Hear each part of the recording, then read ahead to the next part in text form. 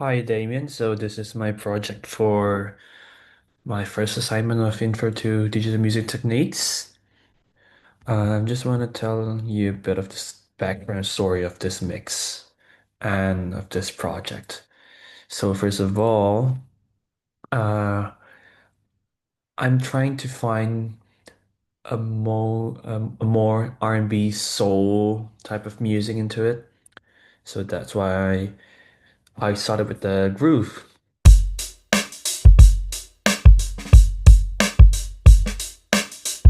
And then after the groove, I feel like I want to lock the groove for for the first time, which is the drum and the bass, and then everything will come in slowly into each other, making this full track.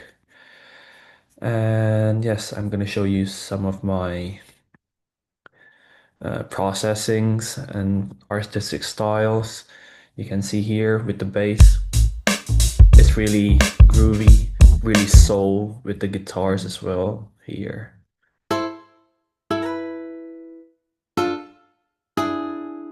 Yes. So not too much processing there is in some parts.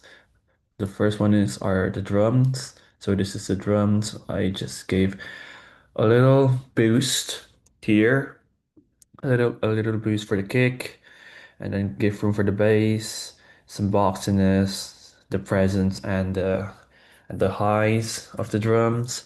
And then I use a parallel compression as well to give the drums more thickness and more thump. I use the distressor as usual, just a 10-to-1 ratio, fast attack, medium to slow release. And then I want a bit of grit, so I have this type of distortion from the compressor.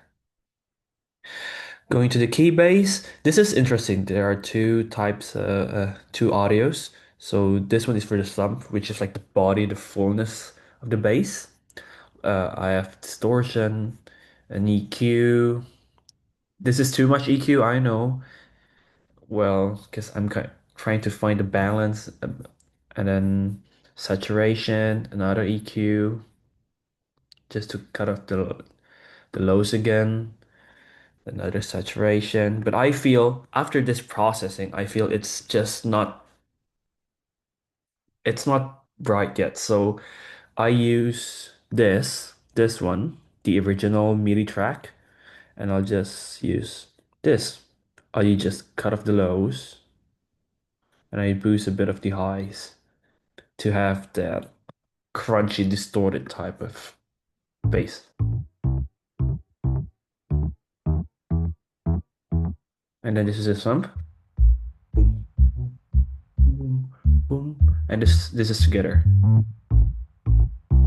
You got the highs, you got the lows, and it combined well. And then for the summing processing, I just use G-Bus to have the bass more locked in, more glued, and then more saturation, of course.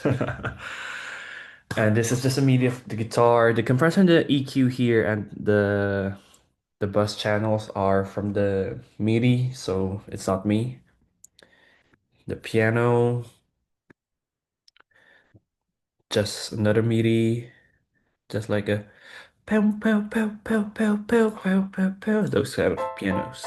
Yes, and then I pattern hard right and a synth brass. Oh, I use an EQ. So here's the synth without the EQ. Really bright, and then with this is with EQ. More tamed. This is what I want. Yes, that's for the synth brass, violins, uh, pan left, and then another violin pan right, staccato type of playing.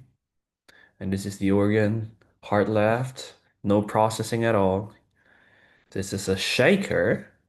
Oh, I forgot to mention you the drums. All of the percussion, all of the shakers here are from the Apple Loops. Yes.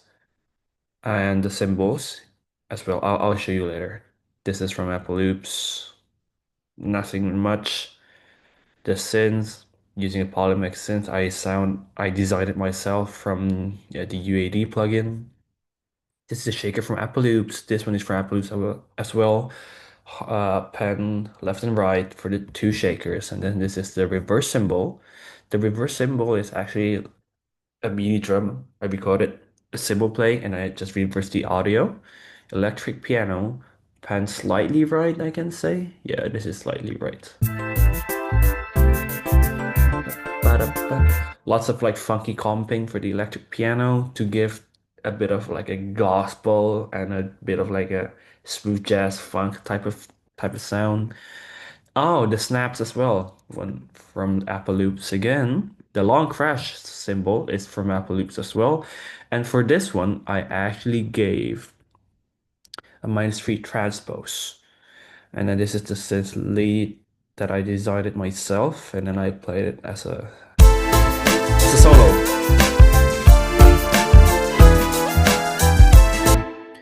Yeah, so is there any like things that I used from what we learned? Of course, I'm really interested in like, dynamic and shocking types of arrangements and how to music production where there are some lows, there are some highs, where to sound full, where to sound more like cohesive and but all of that, you don't want uh the frequencies to be masking each other and stuff, which is a really, really cool idea that I learned. And I learned that way before from our class, but I'm enlightened more from your lecture. Thank you, Damien. And is there any like hard situations while making this? Yes, especially for the bass, because I didn't have this, so the bass sounds like this, which is so deep, and I want things to be more bright. Like if you play it on your phone, it cuts through the mix. That's why I have this drive, and yeah, it solved like 70% of the problem. What else? Not much, just panning and stuff, and some frequency clashings as well, frequency maskings. I haven't checked that one, but I guess there are some. That's why I used lots of panning, lots of stereo imaging in order for the mix to not sound muddy and like too dense. Yeah, that's all from me, and I hope you enjoyed the track. Thank you, Damien.